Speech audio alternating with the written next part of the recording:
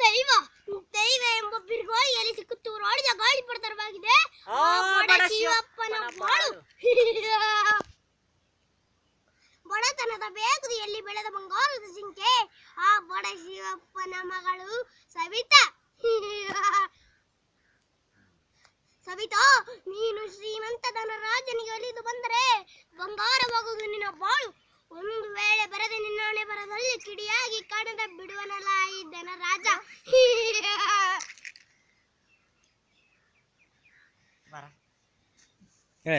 ತುಪ್ಪ ಬೇಕೇನ್ರಿ? ತುಪ್ಪ ಎಣ್ಣೆ ಬೇಕೇನ್ರಿ? ಶುಭೋದಯ. ಶುಭೋದಯದ ಸಂಕೇತವಾಗಿ ಸೂರ್ಯನ ಬೆಳಕಿನ ಕಿರಣಗಳಂತೆ ಮೈ ಮರೆತು ಗಾಣದಲ್ಲಿ ಕೋಗಿಲೆಯಂತೆ ಕಂಗಳಿಸುವ ಸವಿತಾ. ಈ ಕಿರಾತಕನ ಕಣ್ಣಿಂದ ತಪ್ಪಿಸಿಕೊಳ್ಳಲು ಸಾಧ್ಯವಿಲ್ಲ. ಸಾಧನೆಗಾಗಿ ಆದಿಯಲ್ಲಿ ಕಾದಿದೆ ಇದು ವಿಷ ತುಂಬಿದ ಸರ್ಪ. ಓಹೋ, ನಾನು ಬಯಸಿದ ಗುಲಾಬಿ ಇದ್ದ ಕಡೆ ಬರುತ್ತದೆ.